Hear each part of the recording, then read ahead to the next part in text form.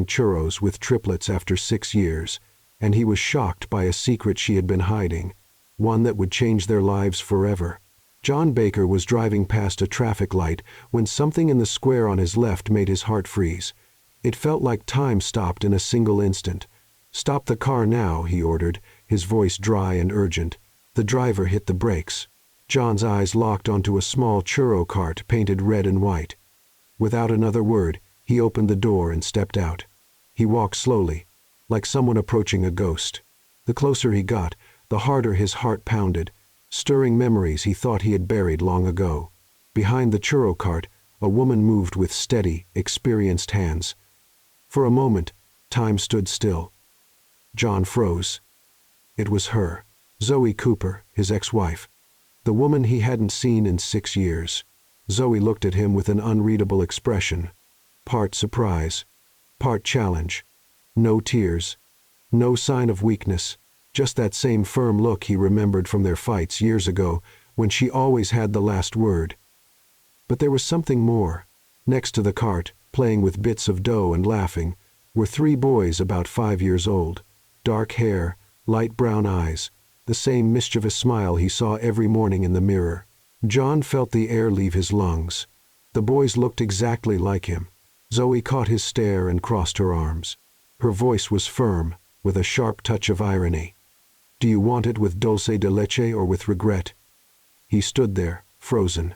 He wanted to say something, anything, but the words tangled on his tongue. All that came out was a shaky whisper. "Zoe, I." She cut him off effortlessly, as if seeing him was nothing new. "I sell churros now, not apologies." The silence between them grew heavy. The contrast was cruel. A man in an expensive suit surrounded by power, facing a simple woman with an apron and work-worn hands. John glanced around. The cart was modest, but well cared for. There was a line of customers, kids laughing, people praising the churros. And in the middle of it all, Zoe looked completely at peace, so different from him, living in luxury, but never feeling this grounded. He tried to steady his voice. "I didn't know that I still exist?" She interrupted. "Yeah, surprise." The words hit him like a blow. He lowered his eyes, trying to gather himself. But before he could say anything else, one of the children ran up to Zoe, tugging at her apron. "Mom." The churro burned. She quickly turned to fix it, leaving John standing alone, watching. 3 identical boys calling her Mom. His mind was spinning. Were they his sons? Zoe came back with the calm of someone fully in control. "If you're not buying, step aside. I've got customers." He hesitated. He wanted to say he needed to talk, to understand, but nothing came out. He just nodded and stepped back. "Zoe, are you okay?" She raised an eyebrow. "Better than before. Does that answer your question?" The words echoed inside him like a sentence. The boys were watching curiously. One of them whispered to the other, "He looks like the dad from the cartoon." Zoe heard it, hid a smile, and kept serving churros. John felt the ground shift beneath him. Everything he had built, the buildings, the empire, the pride suddenly seemed small compared to this simple moment. He stepped back, looked at her one last time. Zoe didn't look away. She held the churro tongs tightly and asked with a hint of playful challenge, "Do you want sugar, or are you already sweet enough?" He swallowed hard. "I'll take one with dulce de leche." She calmly served it, handed him the paper bag, and said flatly, "That'll be $15. He paid, but his hands trembled.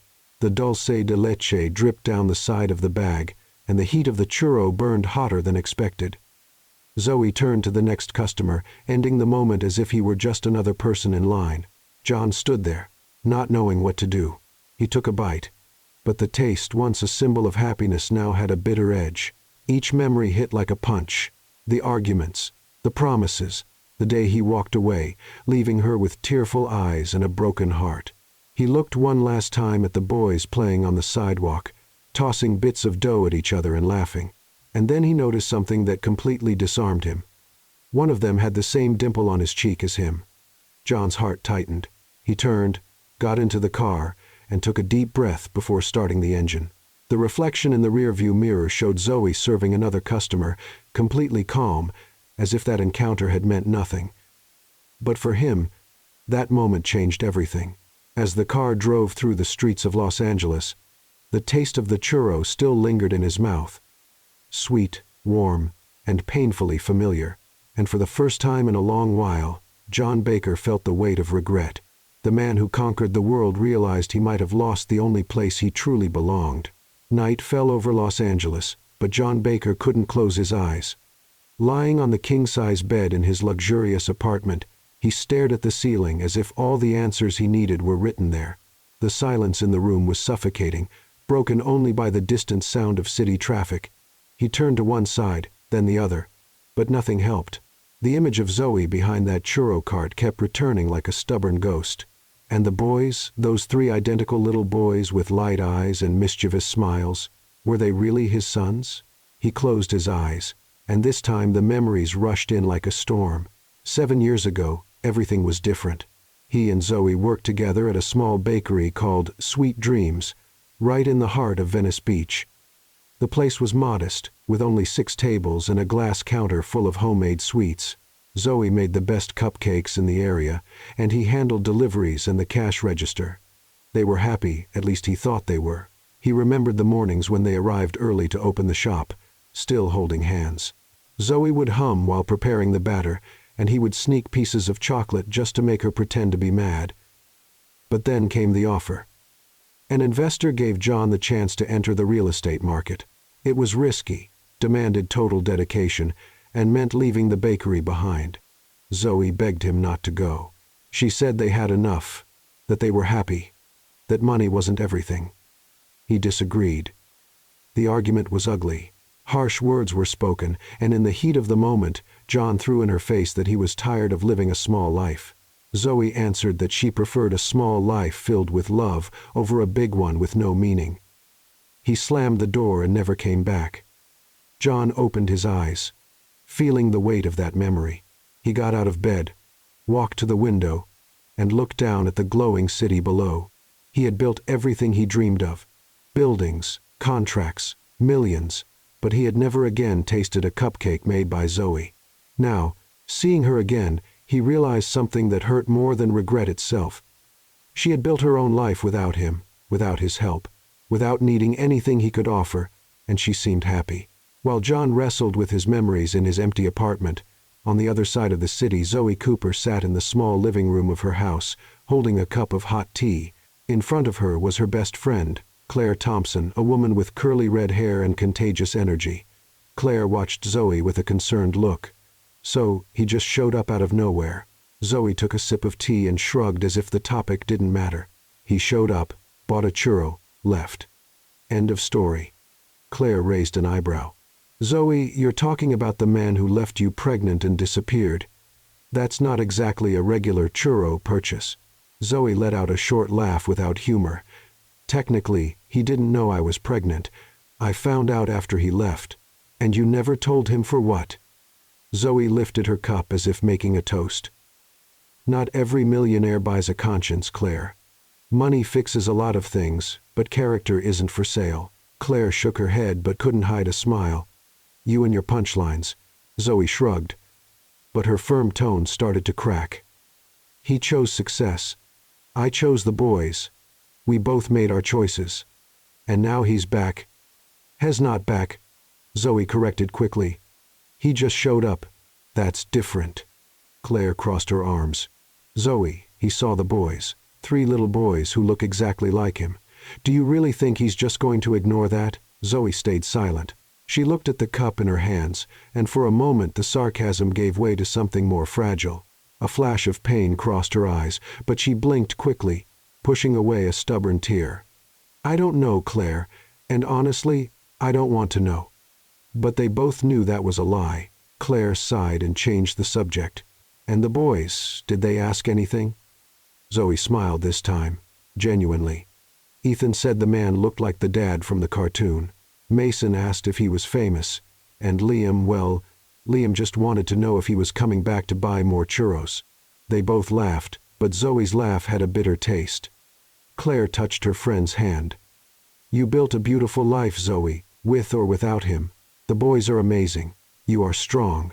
And no one can take that away from you. Zoe nodded, but the words felt too heavy to fully believe. I know. It's just, seeing him again stirred things I thought were buried. And are they? Zoe hesitated. I don't know. Maybe they never were. Silence filled the room for a few seconds. Then Claire stood up and gave her friend a light pat on the shoulder. Look, no matter what happens, you're not alone. If he tries anything, I'm with you. And if he tries to buy your forgiveness with money, he'll throw his wallet in the trash. Zoe laughed finally with sincerity. Thank you, Claire. Always. After Claire left, Zoe stayed alone in the room. She looked out the window and watched the streetlights blink softly. She thought about John, about that expensive suit, the lost look in his eyes, the way he was left speechless when he saw the boys. Part of her wanted to scream, to tell him he had no right to come back now. Another part, smaller and more vulnerable, wanted to understand why he showed up at this moment. But Zoe Cooper was no longer the naive girl from 7 years ago. She had learned to survive, to fight, to raise 3 children on her own, while balancing the churro cart and the bills. She didn't need anyone. At least that's what she kept telling herself. Meanwhile, across the city, John Baker sat at his office desk. Even though it was the middle of the night, in front of him was a folder with investment documents he wasn't even looking at. His mind was elsewhere. He picked up his phone, opened the browser, typed Zoe Cooper, and pressed enter. Nothing. No social media, no relevant public record. It was as if she had disappeared from the digital world. But he had seen her. He had seen the boys, and now he needed answers. John closed his laptop and made a decision. He would find out the truth about the triplets, and more than that, he needed to understand what remained between him and Zoe after so many years of silence. It wouldn't be easy. She had made it clear she wanted nothing to do with him. But John Baker didn't build an empire by giving up at the first obstacle. This time, however, it wasn't about business. It was about something much bigger, and he had no idea how to handle it. The night went on in silence, but both John and Zoe knew that meeting again had changed everything. The past, which seemed buried, rose to the surface like a wound still raw, and neither of them was prepared for what would come next. The next morning, John Baker was at the office earlier than usual. Sitting in his leather chair, he drummed his fingers on the desk while looking out the window. The city of Los Angeles was waking up slowly, but his mind had been racing for hours. The door opened and Derek Hayes entered, his driver and perhaps the only person John really considered a friend. Derek was in his early 40s, his gray hair neatly trimmed and a permanent smile on his face. He was the kind of man who found humor in any situation. "Good morning, boss. Looks like it was a long night, huh?" John turned in his chair. "Derek, I need a favor." Derek raised an eyebrow and crossed his arms. "If it involves driving to Las Vegas at dawn, the answer is no. My wife still hasn't forgiven me for last time." John almost smiled. "Nothing like that. I need your help with something more discreet." "Discreet?" Derek sat in the chair opposite the desk. "Now you've got my curiosity. What is it?" John hesitated for a moment, then decided to be direct. "I need to follow someone." Derek's eyes widened. "Follow? Like a private detective?" "Boss, have you been watching too many crime movies?" "It's nothing illegal," John hurried to explain. "It's just observation. I need to understand a few things." Derek leaned forward, a curious smile on his face. "Is this about the woman with the churro cart you mentioned yesterday in the car?" John fell silent, which was answer enough. Derek clapped his hands. "I knew it, man. You've had that haunted look since yesterday. Who is she?" "My ex-wife." The smile left Derek's face, replaced by genuine surprise. "Zoe? The one you mentioned once, years ago?" John nodded. "That's her. And I need to know more about her life now." Derek leaned back in his chair, thoughtful. "I get it. And why don't you just talk to her? Because she dismissed me like I was a stranger. I need to understand what's going on before I try any conversation." Derek sighed and shook his head. "Okay, but if we get arrested for invading her privacy, you're paying my bail." John smiled for the first time since he woke up. "Deal. A few hours later, John and Derek were in the car, parked a safe distance from the churro cart. Zoe was already there, arranging the ingredients and getting everything ready for another day of work. The three boys were running around the cart, playing and laughing. Derek watched everything carefully. "So, those are the boys." John nodded, without taking his eyes off them. "Yes, man. They look just like you. There's no denying it." John swallowed hard. Seeing the boys from afar was different than seeing them up close. Every gesture, every smile, every movement felt like a mirror of himself as a child. Derek noticed the tension. "Are you sure you want to do this?" "I am." "Then let's go." When Zoe got on the bike with the cart detached and started moving down the street, John and Derek followed her quietly by car. She stopped in front of a small house where an elderly woman was waiting on the porch. Zoe got off the bike and handed the woman a bag of churros. The woman smiled and tried to pay. Zoe refused, gave her a hug and moved on. Derek watched in awe. She didn't charge her. John noticed it too. No, she didn't. Farther ahead, Zoe stopped again, this time in front of a school. Some children ran up to her and Zoe handed out churros for free, talking and laughing with each of them. Derek shook his head. "Boss, this woman is a saint." John didn't reply. He just watched, surprised and in a way ashamed. Zoe wasn't just raising triplets on her own. She also found time to help her neighbors and spread kindness wherever she went. Her strength and independence were undeniable. After a few more stops, Zoe returned to the neighborhood where she lived. It was a modest area with small houses and tree-lined streets. She parked the cart in front of a yellow house with a small garden out front. The boys got off the bike and ran inside, laughing and arguing about who would get there first. John and Derek stayed in the car, watching from a distance. "Now what?" Derek asked. John opened the door. "Now I'm going to talk to her." Derek grabbed his arm. "Are you sure? She doesn't seem too welcoming." "I have to try." John got out of the car and slowly walked toward the cart. Zoe was busy cleaning the grill and organizing the utensils. When she noticed him, she stopped and crossed her arms. "You again?" Before John could answer, the three boys ran out of the house and stopped beside Zoe. They looked at John curiously. The youngest one, with messy hair and bright eyes, took a step forward. "Hi, you came back." John smiled a little awkwardly. "Hi." "Yes, I did." The boy tilted his head, curious. "What's your name?" "John. John Baker." The boy's eyes widened. "John? Really?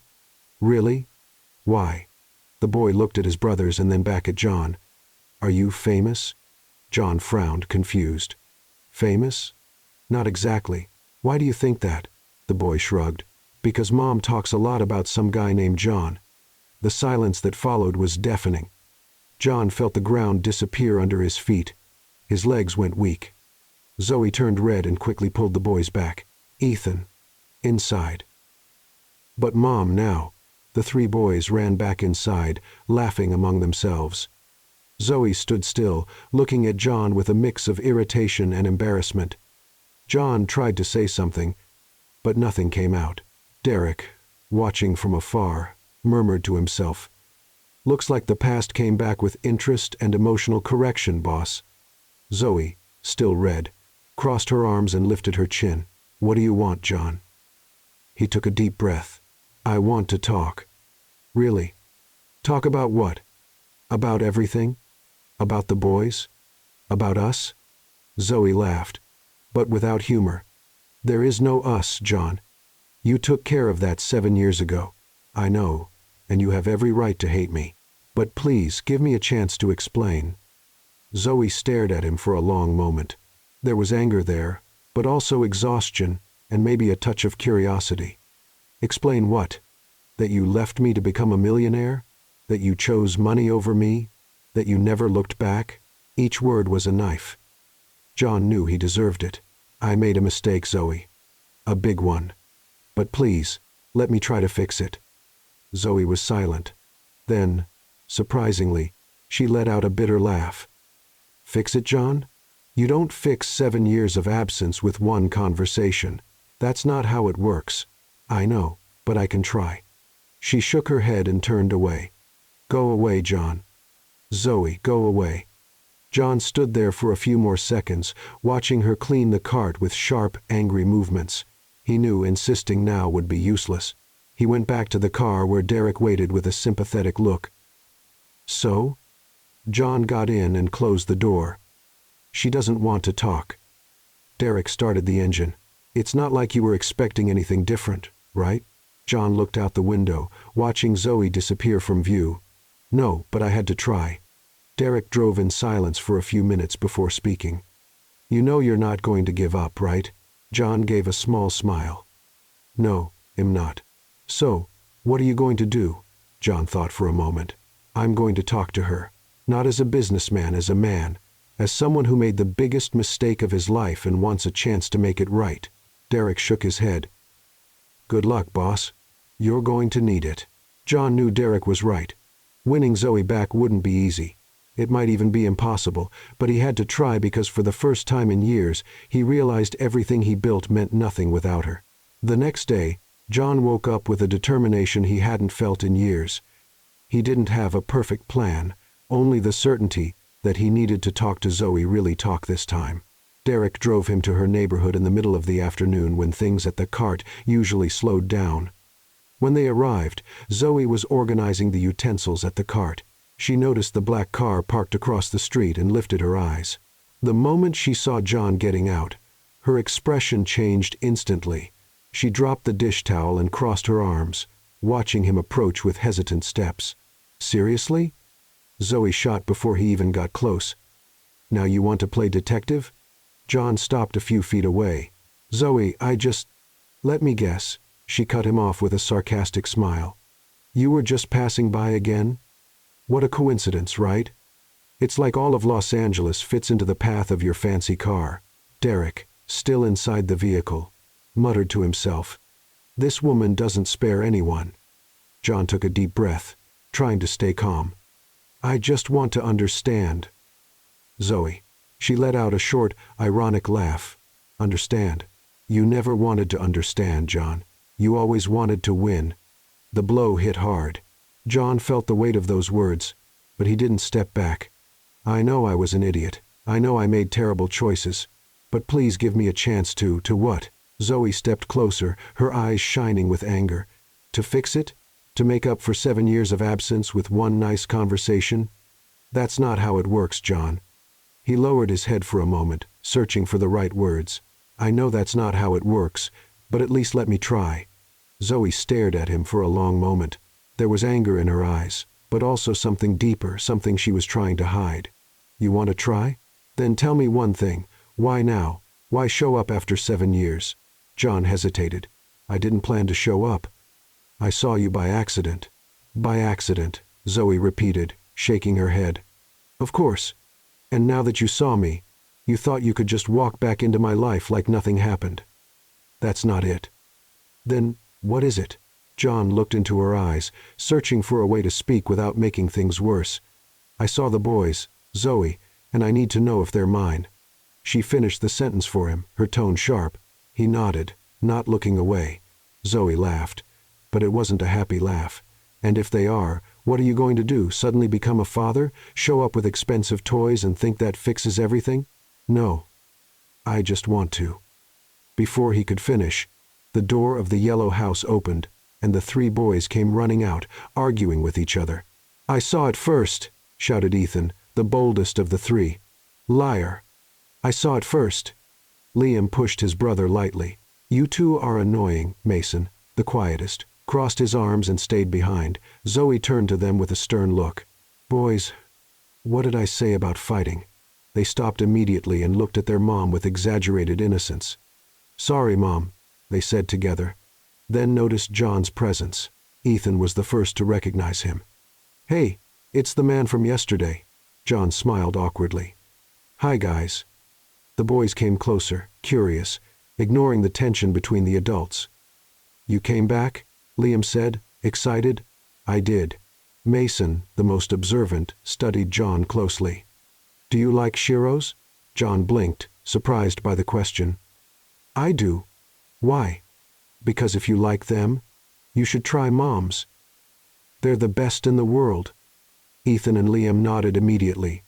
It's true. Nobody makes them better. Zoe tried to intervene. Boys, he doesn't need to. He has to.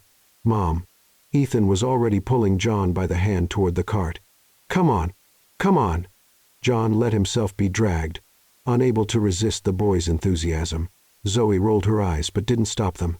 Ethan grabbed a warm churro and held it out to John. Try it, but be careful. It's hot. John took the churro and took a bite. The taste was exactly how he remembered, sweet, crispy, with that touch of cinnamon that brought back memories from what felt like another life. He closed his eyes for a second, and when he opened them, he saw Zoe watching him in silence. There was something in her eyes, maybe surprise, maybe nostalgia. So? Liam asked eagerly. John smiled genuinely this time. It's the best churro Eve ever had. The boys cheered like they had just won a competition. I knew it, Ethan shouted. Mason gave John a light tap on the shoulder. Now you have to come back all the time. The comment caught John off guard. He looked at Zoe, but she quickly turned away, pretending to be busy with the cart. For a brief moment, the air felt lighter.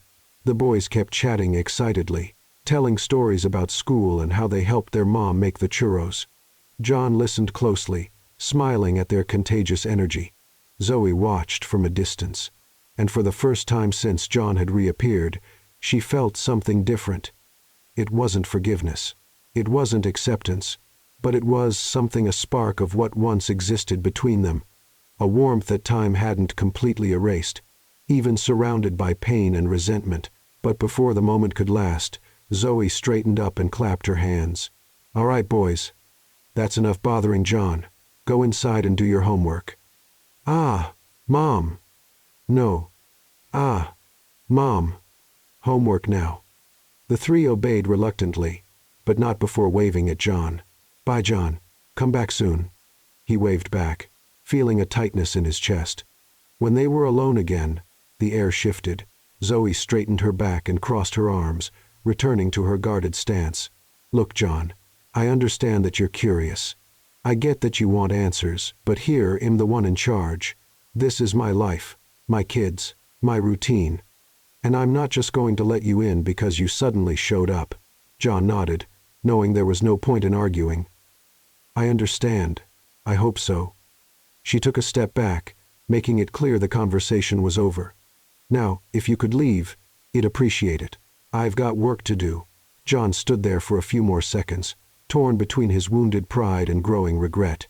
Part of him wanted to insist, to argue, to push his way in, but another part, the one finally learning, knew he had to respect her space. All right, he finally said. I'll go. He walked a few steps toward the car but stopped and looked back. Zoe? She didn't turn around but answered, What? Thank you for the churro. Zoe didn't reply. She just waved her hand dismissively. John returned to the car where Derek was waiting with a knowing look. How'd it go? John got in and shut the door. Complicated. Derek started the engine. At least you tried. John stared out the window, watching Zoe continue working as if nothing had happened. But he knew something had changed. That old flame had sparked again, even if it was still surrounded by thorns. And despite everything, he couldn't stop thinking about her, or the boys, or how much he had lost. Back at the office, John tried to focus on the reports stacked on his desk, but the words blurred and the numbers made no sense. All he could see were Zoe's defiant eyes, the boys' smiles, and the red and white churro cart. He tossed the pen on the desk and rubbed his face with both hands. Derek walked in with a cup of coffee. Boss, you need to sleep. You look like you were up all night. I was. Derek set the coffee on the desk and sat across from him. Let me guess, thinking about her. John didn't answer, which was answer enough. Derek sighed. Look, I get that you want to do something, but what's the plan? Because sitting here stewing isn't going to change anything. John turned to the window, staring at the city below. Then an idea began to take shape in his mind. Derek, you remember the square where she works? I do. Why? It's kind of rundown, right? Broken benches, cracked sidewalks, bad lighting. Derek raised an eyebrow. So? John turned to him, his eyes bright with a sudden spark. What if we fix it up? Derek was quiet for a moment, processing it. You want to renovate an entire public square? Why not? I have the right contacts. I can get it done in a week. Derek shook his head slowly. Boss, with all due respect, do you really think she's going to like that? Why wouldn't she? The square will look better. It'll be safer for her and the boys. Derek crossed his arms. Because she'll think you're trying to buy her forgiveness. And honestly, she wouldn't be wrong. John hesitated for a second, then pushed the thought aside. It's not that. It's just help, nothing more. Derek didn't look convinced, but he didn't argue. All right, but when she finds out and comes here to yell at you, don't say I didn't warn you. In the days that followed, John put his plan into action. He hired a construction crew, provided all the materials, and personally supervised every detail. Hello, I'm delighted to assist you with our voice services. Choose a voice that resonates with you, and let's begin our creative audio journey together. The boss wanted to make the plaza prettier. Zoe felt her blood boil. Baker Enterprises? That's right. John Baker personally supervised everything. Zoe took a deep breath, trying to control the anger growing inside her. Without another word, she went back to the cart, grabbed her bag, and called Claire, who was helping with the kids. Claire, can you stay with the boys for an hour? Of course. Why? Zoe was already grabbing her car keys. Because I'm about to kill a businessman. 30 minutes later, Zoe stormed into the Baker Enterprises building like a hurricane. The receptionist tried to stop her, but Zoe just walked right past. Ma'am, you can't go up without authorization. Watch me. Zoe stepped into the elevator and hit the button for the top floor. When the doors opened, she marched down the hallway toward John's office, ignoring the curious stares from employees. She pushed the door open hard, making it slam against the wall. John was in a meeting with 3 executives, all of them turning in shock to see who had entered like that.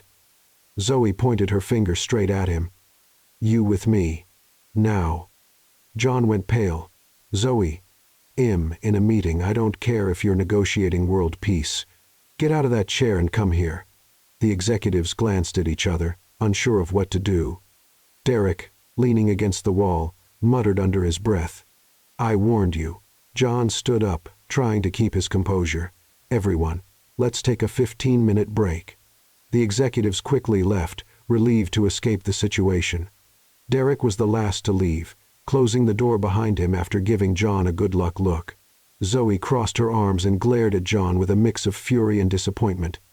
What did you do? John tried to sound calm. I renovated the plaza. I thought you'd like it.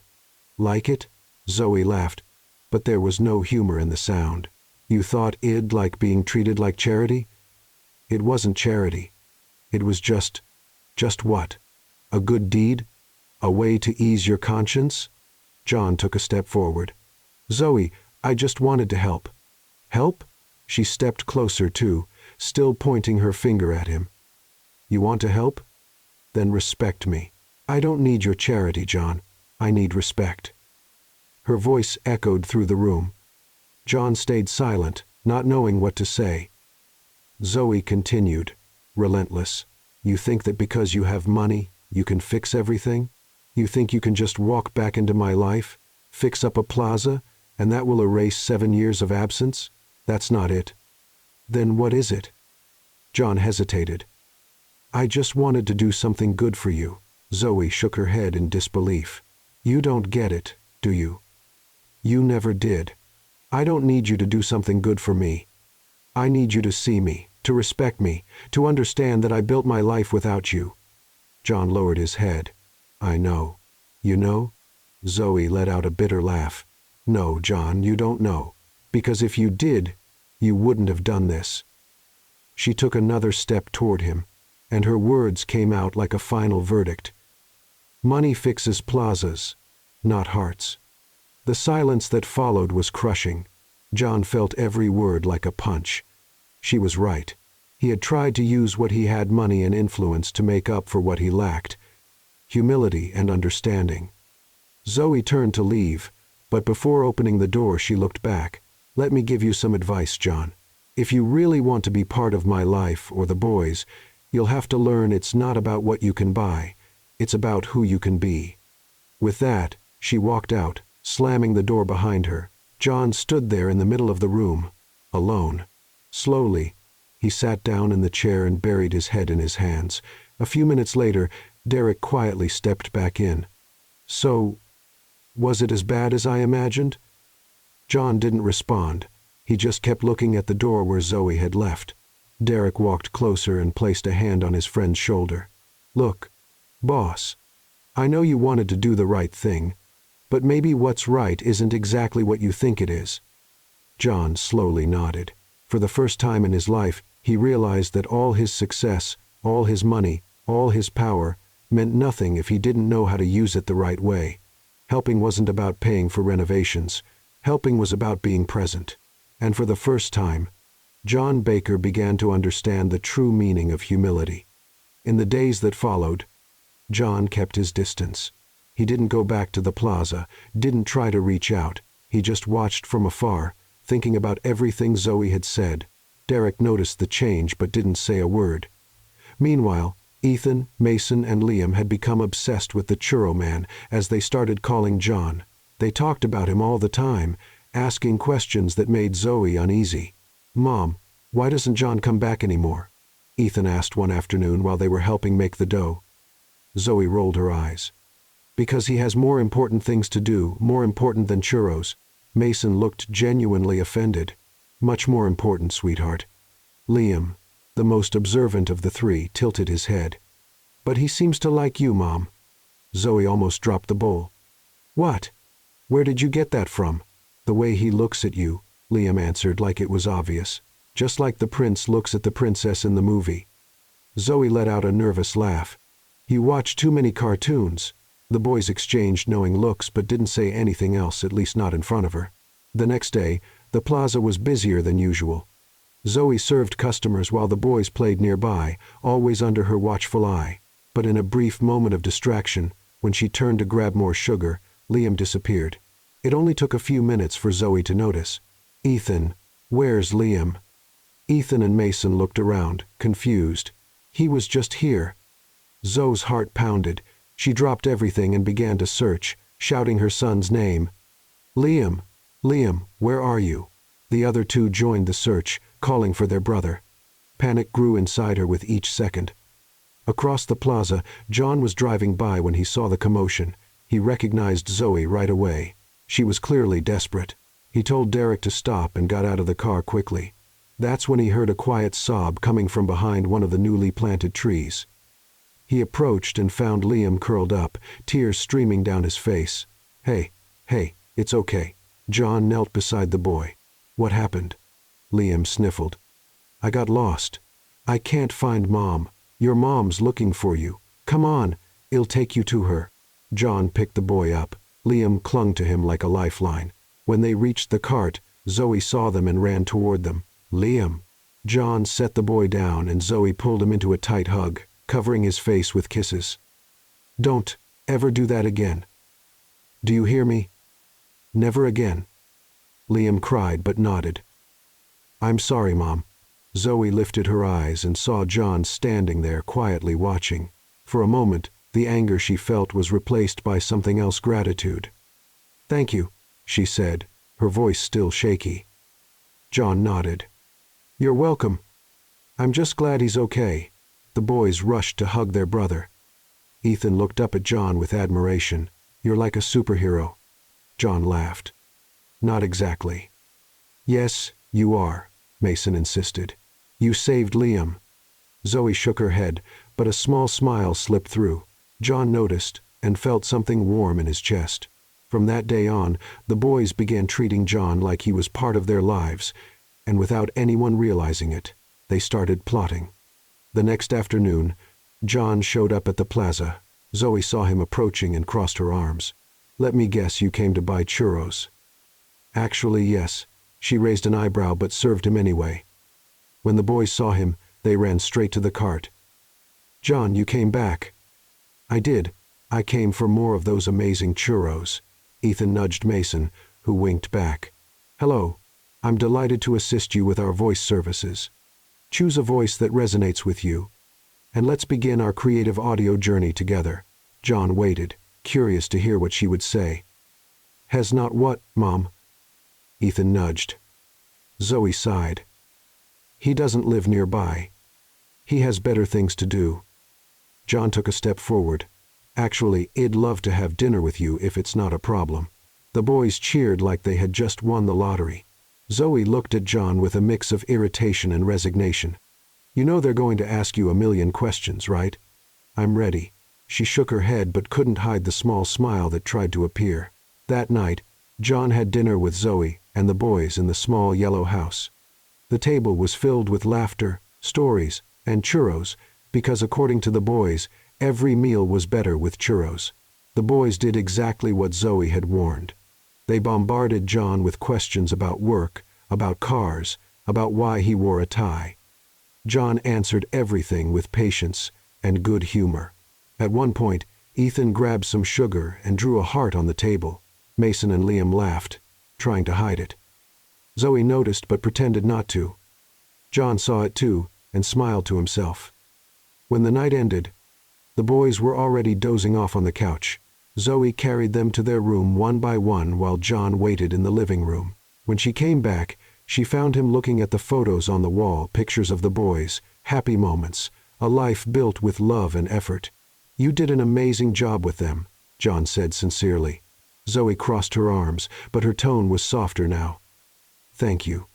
I mean it, Zoe. They're special." She nodded, glancing toward the hallway where the boys were sleeping. "They're my life." John turned to her. "I'm sorry for not being here, for not knowing." Zoe looked at him for a long moment. "You couldn't have known. I never told you, but I should have come back. I should have looked for you." She shrugged. "There's no point thinking about what should have happened. Life is what it is." John took a step toward her. "And now? What happens now?" Zoe hesitated. Part of her wanted to send him away to protect herself and the boys, but another part, smaller and more fragile, wanted to give it a chance. "Now," she repeated. "Now you leave, and tomorrow you come back to buy more churros like a regular customer." John smiled. "Just a customer?" Zoe rolled her eyes, but the sparkle in them betrayed that something was shifting. "Don't get used to it, Baker. I'm still mad at you. I completely understand." She walked him to the door. Before leaving, John stopped. "Thank you for dinner for the chance." Zoe didn't answer, just nodded. But when she closed the door, she leaned against it and smiled. The boys were right. Maybe there was something there, something small, fragile, but real. And for the first time in a long time, Zoe Cooper allowed herself to believe that maybe the past could be left behind. Maybe. The next afternoon, the Los Angeles sky darkened quickly. Heavy clouds formed, and soon the rain began to pour hard. Zoe had to pack up the cart early and return home soaked, with the boys running ahead, laughing and jumping in puddles. Inside the house, she made hot chocolate for the three of them while they changed clothes. The rain tapped on the roof, creating a steady, comforting rhythm. Zoe was lost in thought when the phone rang. It was John. "Are you all okay?" "I saw the rain got heavy." She smiled without meaning to. "We're fine. The boys love the rain." Of course. Of course." He hesitated. "Can I stop by? I brought something for them." Zoe sighed. "John, you don't have to keep bringing things. I know, but I want to." She looked out the window, watching the rain fall. "All right, but don't stay too long, okay? I've got things to do. I'm already on my way." 20 minutes later, John arrived with a bag full of children's books and a few board games. The boys welcomed him with excitement, jumping around and asking 1,000 questions at once. Zoe watched from the kitchen, a cup of coffee in her hands. There was something different in the way John interacted with the boys, now, more natural, more present. After a while, the boys were busy with their new games, and John walked over to Zoe in the kitchen. "I need to talk to you." The serious tone gave him away. Zoe set her cup in the sink and crossed her arms. "About what?" John looked at the boys playing in the living room, then back at her. "About them. About the truth." Zoe felt her heart race. She knew this moment would come, She always knew. She just hadn't expected it so soon. "Let's go outside," she said, grabbing a jacket. They stepped out onto the small covered porch behind the house. The rain was heavy, but they were sheltered. Zoe leaned against the railing, looking out at the soaked yard. John waited. He didn't want to pressure her, but he needed to know. After a long silence, Zoe finally spoke. "They're yours." The words came out simple, direct, without hesitation. John felt his legs go weak. Deep down, he had always known. But hearing the confirmation was different. "Zoe, let me finish." She raised her hand, still not looking at him. "I found out I was pregnant 2 weeks after you left. I was in shock. I thought about telling you, but you had already made it clear you didn't want anything else with me, that you'd chosen another life." John opened his mouth to respond, but she kept going. "I only told Claire. No one else. I decided to raise the boys on my own. I didn't want your pity. I didn't want your money. I wanted to prove I could do it." Her voice wavered at the end, but she quickly pulled herself together. John took a step forward, but didn't get too close. "Why didn't you look for me? Why didn't you give me the chance to be there?" Zoe finally turned to face him. There were tears in her eyes, but also strength. "Because you had already made your choice, John, and I made mine." He shook his head, feeling the weight of guilt growing inside him. "I would have come back if I had known." "Would you?" Zoe interrupted. "Would you really? Or would you have felt trapped, obligated? I didn't want you to come back because of responsibility. I wanted you to come back because you loved me, because you wanted to be with me." John stayed silent. He had no answer because he knew she was right. Zoe wiped her tears with the back of her hand and let out a long sigh. "I raised 3 kids on my own, John. 3. Do you know what that was like? Working all day, taking care of them at night, waking up at dawn when one of them had a nightmare, juggling bills at the end of the month." She stopped, her voice breaking. "But I did it. I did it without you." John felt every word like a blade. He wanted to step closer, hold her, beg for forgiveness if that's what it took. But when he moved forward, she lifted her hand. "Don't look at me like that. Don't look at me with pity. I made it without you." "I know," he said, his voice rough. "And I'm sorry. I'm so sorry for not being here, for not knowing, for being a coward." Zoe looked at him, and for the first time since he reappeared, there was something different in her eyes. Not anger, not hurt, just exhaustion. A deep exhaustion from carrying the world on her shoulders for years. "I don't regret it," she said, more to herself than to him. "I love my children. Every second of pain was worth it. But it was hard, John. It was really hard." John took another step, and this time she didn't stop him. "I want to fix this.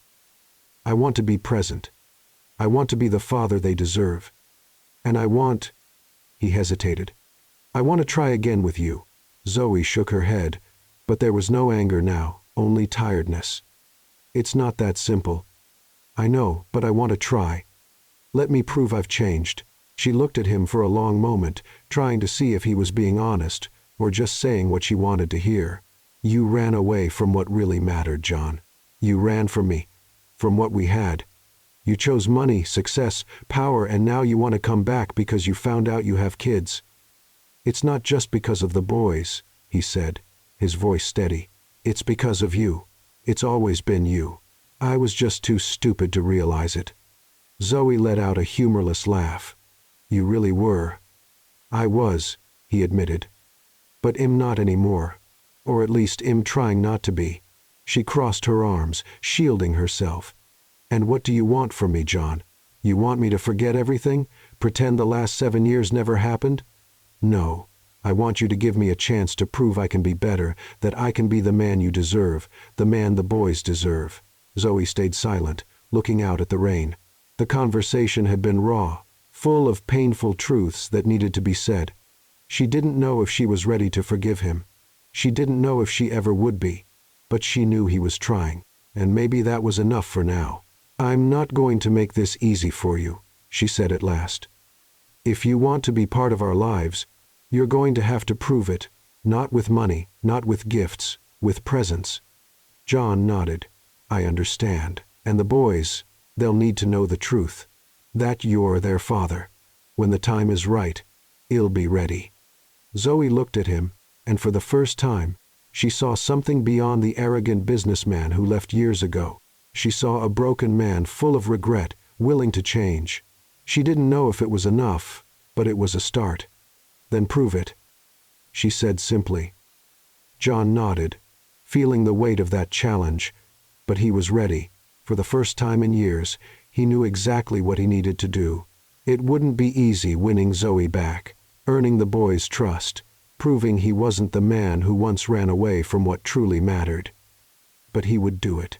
Somehow, he would. Because now he knew that everything he had built, the buildings, the money, the success, meant nothing without them. When they went back inside, the boys were scattered around the living room playing with their new games. They looked up at the two adults, sensing that something had changed, though they didn't understand what. Are you okay, Mom? Liam asked, always the most sensitive. Zoe smiled and ruffled his hair. I'm fine, sweetheart. John watched the scene and something warm spread inside him. This was real. This was what truly mattered, and he wasn't going to run away again. Not this time. The next morning, John woke up with a clear purpose. He wouldn't go back to the office. He wouldn't take business calls. Today and for the next few days his priority would be something else. Derek found him in the garage wearing jeans and a simple t-shirt instead of his usual suit. Boss, are you okay? I've never seen you without a tie on a weekday. John smiled. Better than ever. Let's go. Where to? To Zoe's neighborhood. I've got work to do. Derek raised an eyebrow but didn't argue. He grabbed the keys and they headed out. When they arrived, Zoe was setting up the churro cart like she did every morning. As she saw John getting out of the car with a toolbox in hand, she froze and put her hands on her hips. What are you doing? John lifted the box. Came to fix the cart's wheel. I noticed it's a little crooked. Zoe blinked. Surprised. You fix it? Yes, me. Why? You think I don't know how to use a screwdriver? She laughed. Honestly, no. John pretended to be offended. Hey, I can do more than sign checks, you know? Then prove it. He knelt beside the cart and started examining the wheel. Zoe stood there with her arms crossed, clearly doubting he'd be able to do anything useful. 15 minutes later, John stood up, sweaty but smiling. Done. Try it. Zoe pushed the cart, and to her surprise, the wheel moved smoothly, no more annoying squeak. Well, it's not terrible. John laughed. I'll take that as a compliment. The boys, who had been watching from the porch, ran over to them. You fixed it, Ethan shouted, amazed. Now the cart's perfect, Mason added. Liam looked up at John with admiration. You're good at this. John knelt down to their level. I learned to fix things when I was a kid. My dad had a repair shop. Zoe raised her eyebrows. It was the first time he had shared something personal from his past. I didn't know that. John shrugged. There's a lot you don't know about me. Just like there's a lot I don't know about you, but I want to change that. She stared at him for a moment, unsure what to say. Then she looked away. Well, thanks for the fix. I need to work now. Can I help, John? Please, just today, let me help. Zoe sighed but agreed. John spent the whole day by her side, helping serve churros, chatting with customers, playing with the boys. It was strange seeing a man who used to wear expensive suits, well, ex-suits, since now he wore simple clothes, serving sweets in a small square. But it also felt good. In the days that followed, John kept showing up. He fixed little things around the neighborhood, helped neighbors with repairs, carried groceries for the elderly lady on the corner. Zoe watched all of it suspiciously at first, thinking it was just a phase, a temporary way to impress her. But John didn't stop. One afternoon, while Zoe was counting the day's earnings, she noticed something odd. There was more money than there should have been, a lot more. She frowned and went to find John, who was helping the boys with their homework in the living room. John, come here for a second. He stood and walked to the kitchen. What's wrong? Zoe held up the envelope with the cash. This. What did you do?" John tried to look innocent. "I don't know what you're talking about. John Baker, don't lie to me. Where did this extra money come from?" He sighed. "I paid the boys' school fees. It was overdue, and you wouldn't have let me if I'd asked." "Exactly. Because I don't need you to, Zoe," John interrupted gently but firmly. "They're my kids too. Let me help, please." She went quiet, torn between anger and relief. She was too proud to admit it, but that bill had been keeping her up at night for weeks. "Next time, tell me first," she finally said. "Deal?" John smiled. "Deal." Later, as John sat in the living room, Mason approached him with a mischievous grin. "Can I ask you something?" "Of course." The boy tilted his head. "Do you like Mom?" John almost choked on the water he was drinking. Do you like Mom?" Mason repeated like it was the most obvious thing in the world. From the kitchen, Zoe heard the question and froze, listening closely. John looked at the boy and decided to be honest. "I do. Very much." Mason's smile grew even bigger. "I knew it. Ethan thinks so too. And Liam said you look at her the way the prince looks at Cinderella." John laughed. "You three are very observant. We pay attention," Mason said proudly.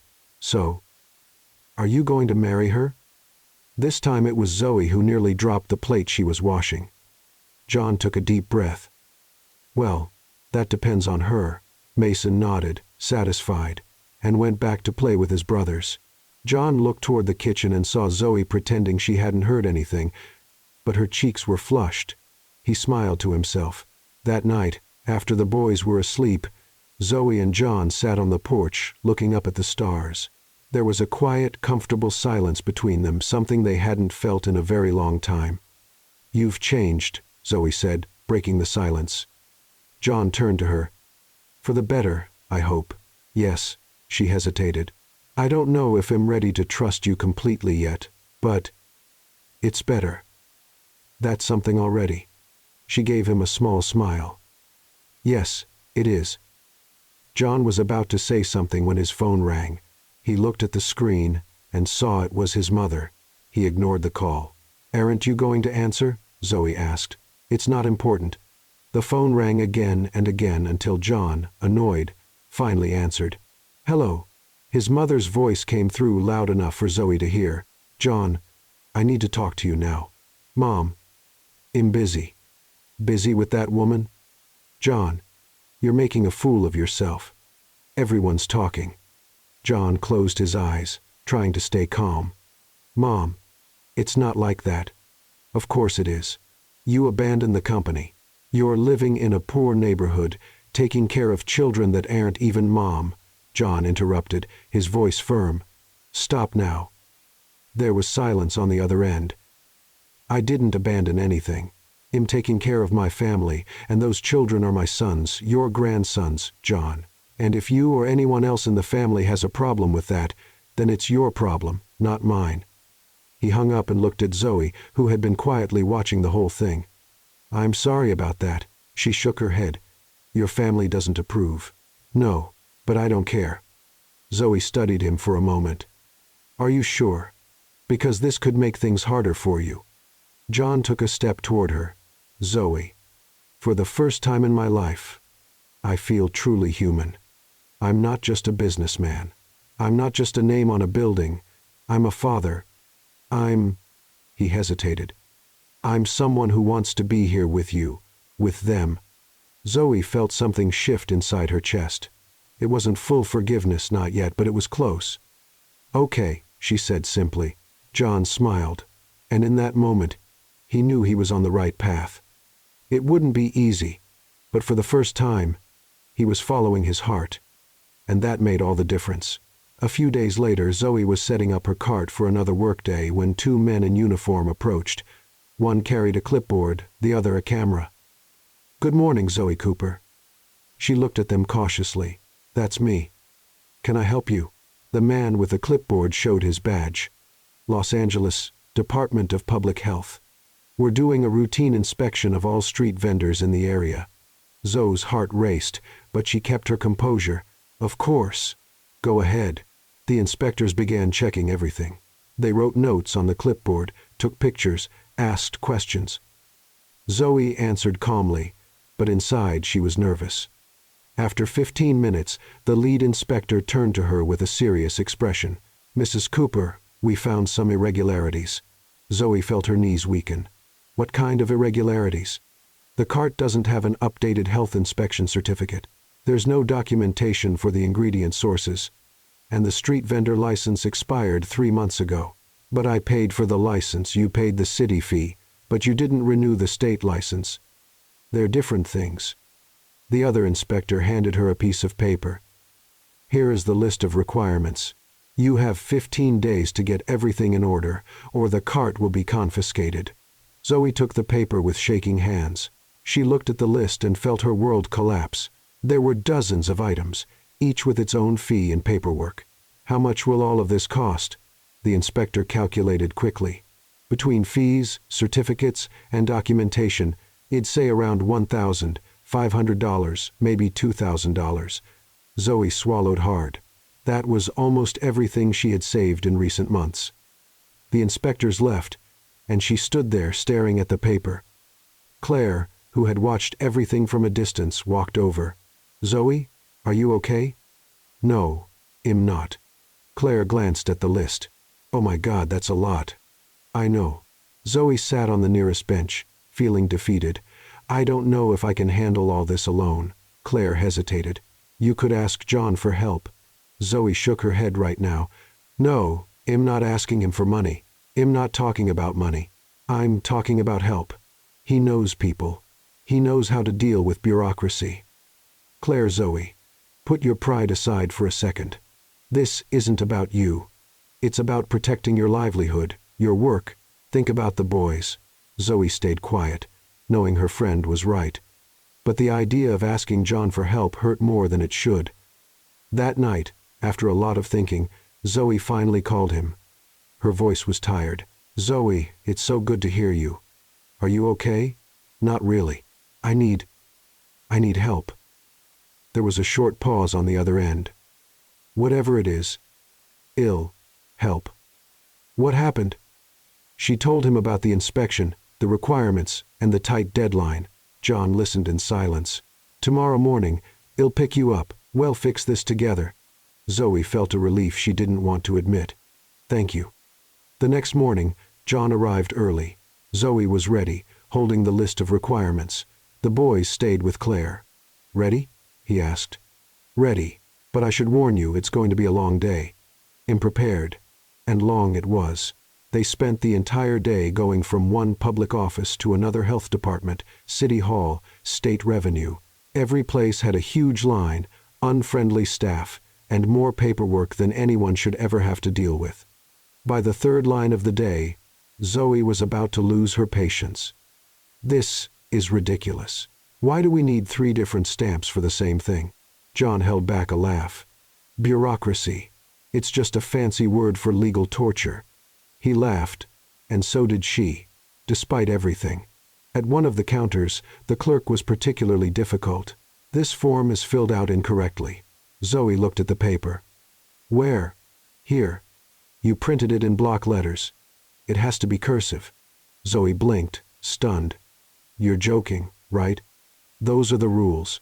John leaned forward. "With all due respect, that's not written anywhere on the form. It's implied." "Implied?" Zoe repeated, her voice rising. "Since when is a rule implied?" The clerk crossed his arms. "If you don't want to fill it out correctly, you can come back another day." John placed a hand on Zoe's arm, realizing she was about to explode. "Let's step outside. Take a breath." Zoe followed him, fuming. "That man is driving me crazy."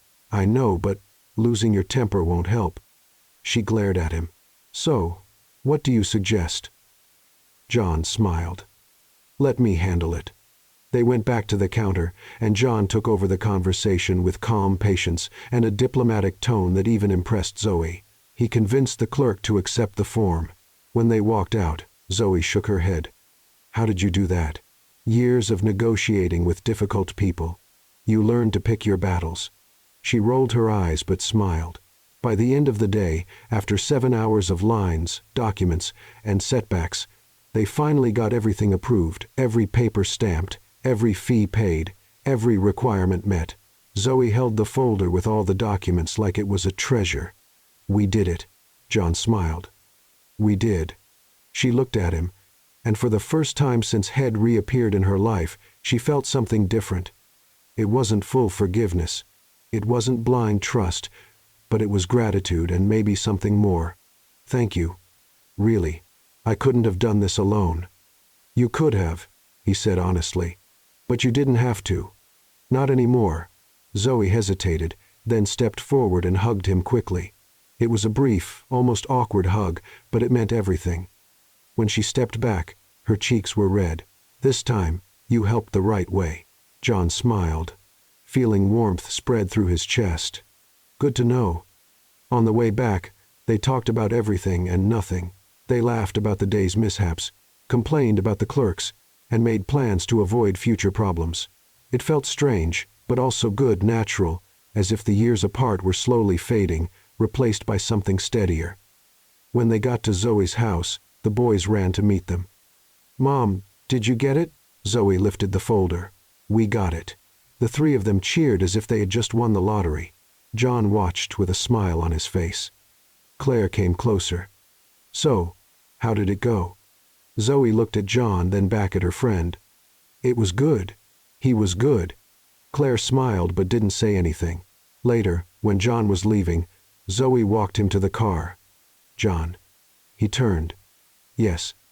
Thank you again for being here, for not giving up." He took a step toward her. "I'll never give up, Zoe. Not on you, not on the boys." She held his gaze for a long moment, and something passed between them. It wasn't love yet, but it was the beginning of something, a bond.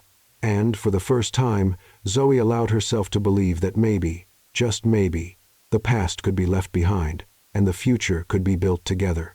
A few days later, John was at the office when he got an idea. He picked up the phone and called Zoe. "Hi, are you busy?" "Always," she replied, but there was a lightness in her voice. "Why?" "There's a street festival this weekend, music and food festival at Venice Beach. I thought you and the boys might like it." Zoe hesitated. "John, I don't know, it'll be fun. Live music, food, games for the kids, and before you ask, no, it's not expensive. It's public." She laughed. "You're learning. I'm trying. So, what do you say?" Zoe looked at the boys playing in the living room. "All right, but if you show up in a suit, I'll kill you." John laughed. "I promise I won't." On Saturday, John showed up wearing jeans, a simple t-shirt, and sneakers. Zoe approved with a nod. "Much better." The boys practically jumped on him. "John, you're coming with us." "I sure am." "Ready to go?" "Yes." They all left together in John's car. Derek was driving, smiling as he watched the family-like scene unfold. When they arrived at the festival, the place was packed. Food stalls were everywhere. A live stage played Latin music, and the air was filled with a festive vibe. The boys ran ahead, amazed by everything. Zoe followed them, trying to keep them in check. "Ethan, don't run so fast." "Mason, hold Liam's hand." John walked beside her, smiling. "They have a lot of energy." "You have no idea," Zoe replied, smiling too. They stopped at a churro stand, and Zoe couldn't resist. "Let's see if these are as good as mine." They bought some and handed them to the boys. Ethan took a bite and made a dramatic face. "These aren't as good as yours, Mom." Zoe laughed, pleased. "Obviously." John tried one and agreed. "Hez right. Yours are much better." Zoe looked at him, surprised. "Are you flattering me?" "I'm being honest." She shook her head, but her cheeks turned pink. Later, when the music picked up, people started dancing. A group of professional dancers got on stage performing salsa with contagious energy. Mason grabbed Zoe's hand. "Mom, let's dance." She tried to resist. "Sweetie, I don't know how to dance salsa." "But you do dance. You always dance at home." John raised an eyebrow. "Oh, really?" Zoe turned red. "Only when I'm alone." The boys didn't accept excuses. They pulled Zoe onto the dance floor. and she gave in. She started dancing with the boys, spinning them around and laughing as they stepped on her feet. John watched from a distance, captivated. There was something in the way she laughed, the way she let go, that left him speechless. Derek nudged him. "Go on, boss. Dance with her." "I can't dance." "Even better. It'll be funny." John rolled his eyes but walked closer. Zoe saw him coming and shook her head. "Don't even think about it. Come on. Just one dance." "John, you don't know salsa." "And you do?" "More or less." He held out his hand. "Then teach me." Zoe hesitated, but the boys were already encouraging her. "Go, Mom." She rolled her eyes and took his hand. "But if you step on my foot, I'm leaving." John laughed. "I'll try not to." They started dancing, and as expected, John was completely clumsy. He stepped on her foot twice in the first 10 seconds. "John, sorry."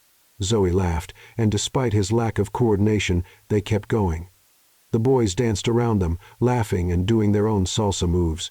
In a moment of distraction, Ethan bumped into Liam, who bumped into Mason, and all three fell onto a table full of churros. The pastries flew everywhere, and the boys were covered in sugar and cinnamon. Zoe rushed over. "Oh my God, are you okay?" The three started laughing, completely covered in churros.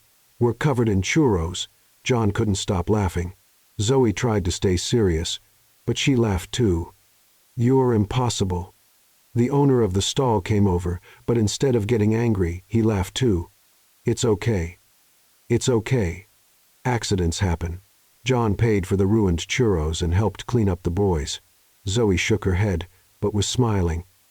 "Never a dull moment with you three." When the mess was over, they sat on the grass near the stage. The boys played with a ball John had bought. Zoe and John watched them with a soft look in their eyes. John sat down beside her. "Thanks for coming." She looked at him. "Thanks for inviting us." There was a comfortable silence between them. Then John took a deep breath. "Zoe, there's something I need to say." She turned to him, curious. "What?" He looked at the boys, laughing and running around. "I spent years thinking success meant money, power, building towers. But I was wrong. Real success is this." He pointed to the boys. "It's being with the people you love. It's laughing even when things go wrong. It's being present." Zoe felt her eyes fill with tears, but she blinked quickly. "John, let me finish." He took her hand. "I know I ruined everything. I know I hurt you, but I want to make it right. I want to be here for them. For you." Zoe stayed silent, processing his words. Then she looked at the boys. "They asked about you the other day." "What did they ask?" "If you were going to stay, if you were their dad." John felt his chest tighten. "And what did you say?" "That we'd talk about it." She turned back to him. "Maybe it's time to tell them the truth." John nodded, nervous but ready. Zoe called the boys and they came running. "Sit here. Mommy and John need to talk to you." The three boys sat down, curious. Zoe looked at John and he nodded, giving her strength. "Boys, you know John and I have known each other for a long time, right?" They all nodded. "Well, we were married before you were born." Ethan frowned. "Married?" "Yes." Zoe took a deep breath. "John is your father." There was a moment of silence. The boys looked at John, then at Zoe, then back at John. Mason was the first to speak. "Like, our real dad?" John nodded, his eyes wet. "Yes, it's me." Liam tilted his head. "Then why weren't you here before?" The question was simple, but it hurt. John knelt down to their level. "Because I made a very big mistake. I left when I shouldn't have. But I'm here now, and I promise I'm never leaving again." Ethan took a step forward. "Are you going to live with us?" John glanced at Zoe, who looked away.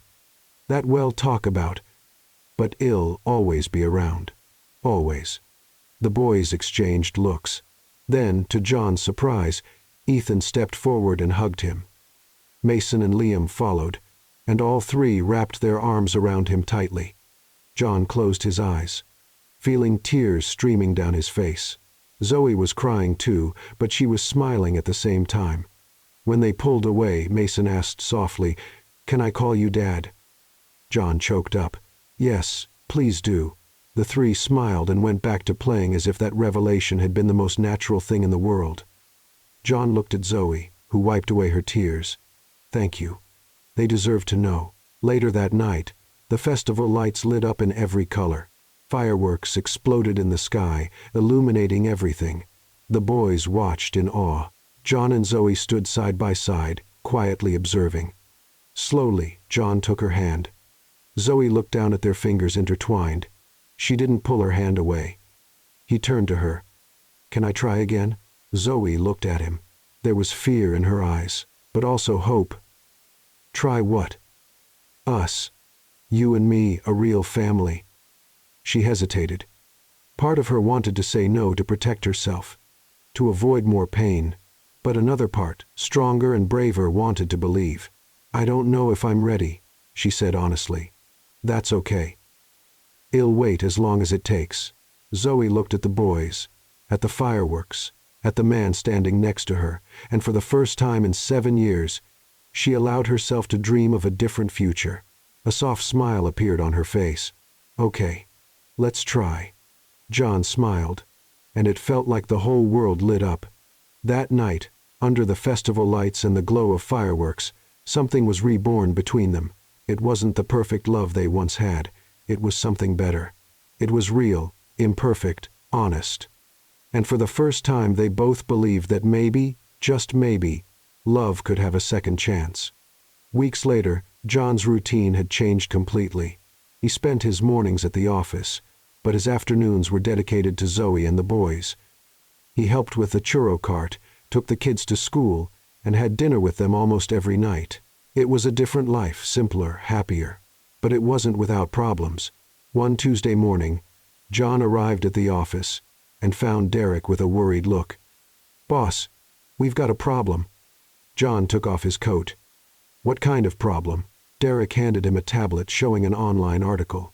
The headline read, "Businessman John Baker accused of fraud in real estate project."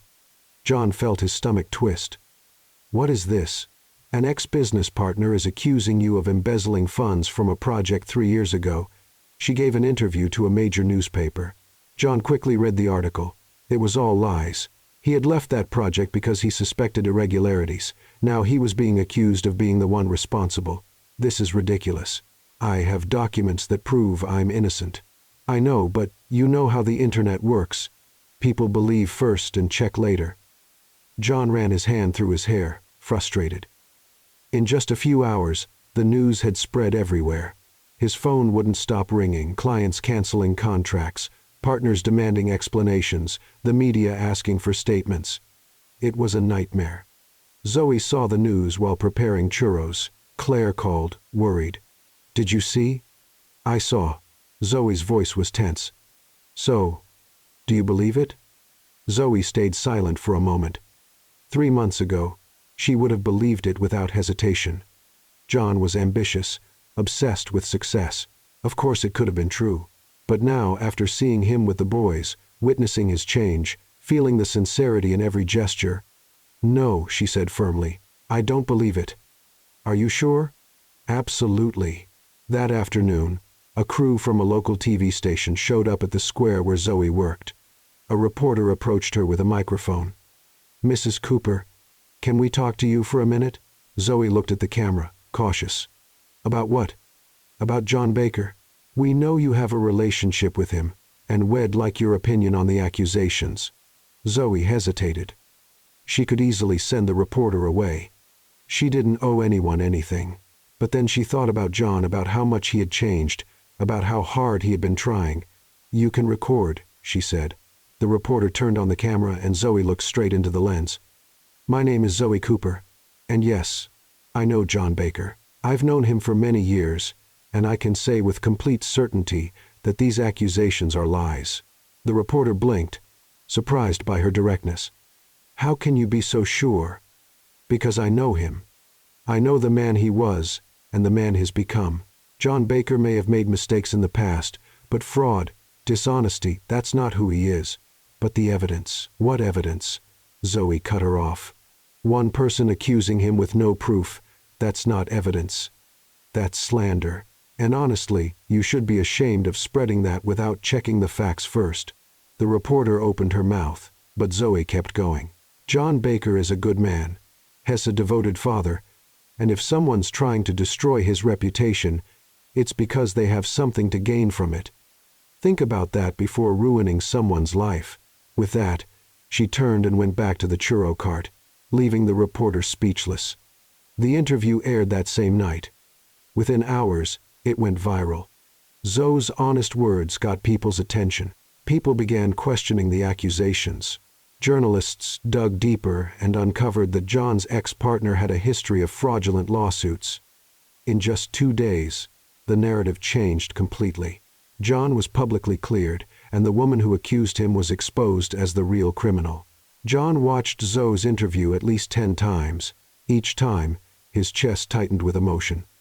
She had defended him without hesitation, without asking for anything in return. That night, he went to her house. Zoe was in the kitchen washing dishes when she heard the door close. "I forgot to lock it," she muttered. She turned and saw John standing in the doorway, looking at her with an intensity that left her speechless. "John, what?" He crossed the kitchen in 3 steps, held her face in his hands and kissed her. It was a kiss full of gratitude, emotion, everything he couldn't say in words. Zoe was surprised at first, then she relaxed and kissed him back. When they pulled apart, both had tears in their eyes. "Thank you," he said, his voice rough. "Thank you for believing in me." Zoe smiled, wiping away her tears. "I just told the truth. You saved me." "No," she corrected. "You saved yourself. I just made sure everyone saw what I already knew." He pulled her into a hug and they stood there in the kitchen, just holding each other. A few days later, John invited Zoe for a drive. He said he had something to show her. "Another surprise?" she asked, suspicious. "A good one, I promise." They drove to a nearby neighborhood, and John stopped in front of a small but charming building. It had a brick facade and large glass windows. "What is this?" Zoe asked. John got out of the car and led her to the door. There was a sign covered with a cloth. "Close your eyes," he said. Zoe rolled her eyes but obeyed. John pulled off the cloth, and when she opened her eyes, she saw the illuminated sign. The Triplets, Confectionery, and Churros. Zoe froze. "What? What is this?" John smiled. "A bakery. Our bakery, or, if you want it." He turned to her. "I thought a lot about what I want to do with my life, Zoe, and I realized I don't want to build skyscrapers anymore. I want to build something that matters, something that brings us together, something for the boys." Zoe looked at the sign, moved. The Triplets, in honor of them and this new chapter of their lives. She walked inside. The space was empty but full of possibilities. There was a big counter, a fully equipped kitchen, and tables spread out. "John, this is amazing, but it must have cost a fortune." "It doesn't matter," he said. "What matters is that this is ours. It's not charity. It's not me trying to buy your forgiveness. It's a new beginning together." Tears rolled down Zoe's face. For the first time, she felt he wasn't trying to fix the past with money. He was living the present by her side. "I don't know what to say." John took her hand. "Say you're in." She looked around, imagining the place alive. Fresh churros, cupcakes, homemade bread, the boys helping after school, a family working together. "I'm in." John pulled her into a hug, and there, in the middle of that empty space, they began to plan their future. In the weeks that followed, they worked together to open the bakery. Zoe handled the recipes. John took care of the administrative side. The boys helped decorate, picking colors and drawing on the walls. Derek also pitched in, bringing furniture and organizing the kitchen. Claire came by and was impressed. "Zoe, this looks incredible." "I know," Zoe said with a smile. "I still can't believe it's real." "Believe it. You deserve it." Working side by side brought Zoe and John even closer. They argued over silly details like curtain colors or which flour to use, but always ended up laughing. The boys loved every second. Ethan called himself the assistant chef. Mason was the quality inspector, and Liam proudly became the decoration manager. One night, after everyone had gone home, John and Zoe stayed behind at the bakery. She was cleaning the counter while he straightened the chairs. "Thank you," she said suddenly. He stopped. "For what?" "For this. For everything. For not giving up." John walked toward her. "He'll never give up on you, Zoe, or on us." She smiled, and in that moment, she realized their love wasn't the same as years ago. It was better. It was mature, steady, real. And for the first time, Zoe Cooper truly believed that the future could be different. A future built not with money or empty promises, but with presence, work, and love. And that was more than enough. A month later, the bakery was in full swing. The Triplets had become a neighborhood success. Every morning customers lined up to try Zoe's churros and the cupcakes she and John made together. It was a typical Saturday morning. The place was full, the air filled with the smell of cinnamon and chocolate. Zoe was behind the counter helping a woman who ordered half a dozen churros while John prepared coffee for another customer. The Triplets ran around the shop, making more mess than helping. Ethan carried an empty tray like a professional waiter but bumped into Mason, who nearly knocked over a tower of cups. "Careful!" Zoe shouted, laughing at the same time. Liam appeared wearing an apron way too big, dragging on the floor. "Mom, can I serve the customers?" "You're 5, sweetheart." "Not yet." "But irresponsible." Zoe shook her head, smiling. "You're adorable, but still no." John watched everything with a smile on his face. He had never imagined his life could look like this. Chaotic, noisy, covered in flour, with kids running around and absolutely perfect. Claire walked in with a huge smile. "Look at this. You're packed." Zoe wiped her hands on her apron. "Who would have thought, huh?" The churro cart turned into an empire. "Small empire," John corrected, carrying a tray of fresh cupcakes. "But it's ours," Zoe said, and the look they exchanged said more than words ever could. Claire ordered a coffee and sat at a table by the window. Derek was there too, helping with small tasks and chatting with customers. "Boss, the flour supplier called, wants to know if you'll need more stock next week." John nodded. "Tell him yes twice what we ordered this month." Derek wrote it down. "You know, I never thought I'd see you wearing an apron and making churros." John laughed. "Neither did I, but it suits you." The businessman turned baker look is working. Zoe heard and nudged John. "Who would have thought, huh? The millionaire became the churro master." John turned to her with a playful grin. "And the churro seller became the owner of my heart." Zoe rolled her eyes, blushing. "You're getting more and more cheesy. It's your fault. You made me this way." She laughed and gave him a gentle push. "Get back to work, Baker." "Yes, Mom." The rush continued until mid-afternoon, when things finally slowed down. Zoe sat at one of the tables with a cup of tea. John joined her, bringing 2 cupcakes. "Try this new recipe." She took a bite and her eyes widened. "John, this is amazing. What did you put in here?" "Professional secret. Tell me." "Never." Zoe tried to get the recipe out of him, and they ended up laughing like children. The boys, tired from running around, sat on the floor near the counter, sharing a giant churro they had stolen from the kitchen. Ethan looked at his parents. "Are you two getting married again?" The question caught them both off guard. Zoe almost choked on her tea. "Ethan, where did you get that idea?" "Everyone at school has married parents." "Why don't you?" Mason nodded. "It's true. That would be cool." Liam just watched, curious to hear the answer. John glanced at Zoe, who looked away, blushing. "Well, that's an adult conversation, boys. But you love each other, don't you?" Mason insisted. John smiled. "Yes, very much." "Then why don't you get married?" Zoe stepped in.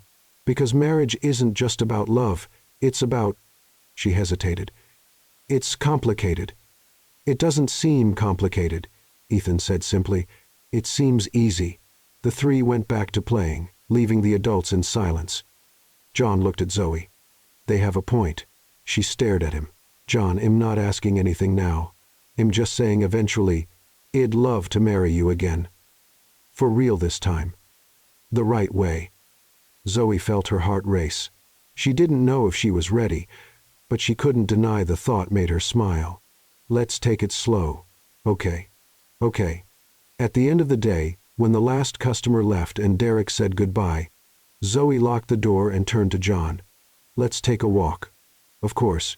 The five of them walked to the nearby plaza, the same place where Zoe used to work with her churro cart. Now, after the renovations John had made months earlier, the place was beautiful, well lit, and filled with families enjoying the evening. The boys ran ahead playing tag. Zoe and John walked side by side, watching them. Do you regret it? Zoe suddenly asked. John frowned. Regret what? Leaving your life as a businessman to become a bakery owner. He stopped and turned to her. Never. Not for a second. But you had so much money, power, prestige, and it was empty, he said firmly. All of it was empty, Zoe. This you, the boys, the bakery, this is real. This is what matters. She smiled, her eyes filling with tears. You really did change, didn't you? I did. Because of you.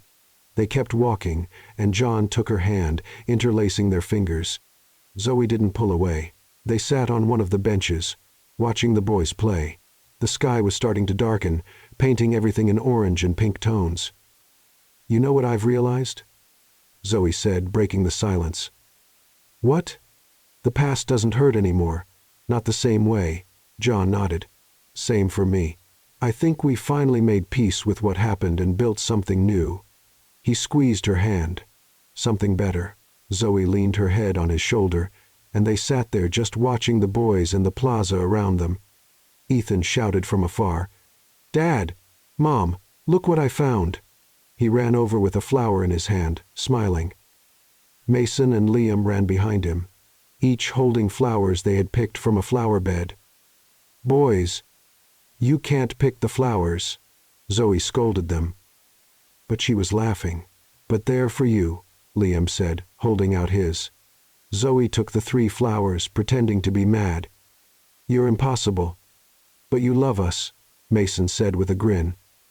Unfortunately, yes. The boys laughed and ran back to play. John watched Zoe holding the crushed flowers, smiling, and felt warmth spread through his chest. This was the life he should have chosen all along. Later, when they returned home, the boys were exhausted. Zoe tucked them into bed one by one, kissing their foreheads. John waited in the living room. When she came back, she sat beside him on the couch. It was a good day. It was. They sat in a comfortable silence for a few minutes. Then John turned to her. Zoe, I know you asked to take things slow, and I'll respect that, but there's something I need you to know. She looked at him, curious. What? I love you. Not the way I loved you before when we were young and naive. I love you in a mature, real way. One that understands love isn't just a feeling. It's a choice, and I choose you every day. Tears rolled down Zoe's face. John, you don't have to say anything now. I just wanted you to know. She wiped the tears and smiled. I love you too. And I choose you too. John pulled her into a hug, and they stayed like that, holding each other, knowing they had found something rare, a second chance. And this time they wouldn't let it slip away. The love between them had been reborn. It wasn't the impulsive, fiery love of their youth. It was something deeper, stronger. It was mature, peaceful, sweetened with the same sugar and forgiveness that had flavored their new lives. And that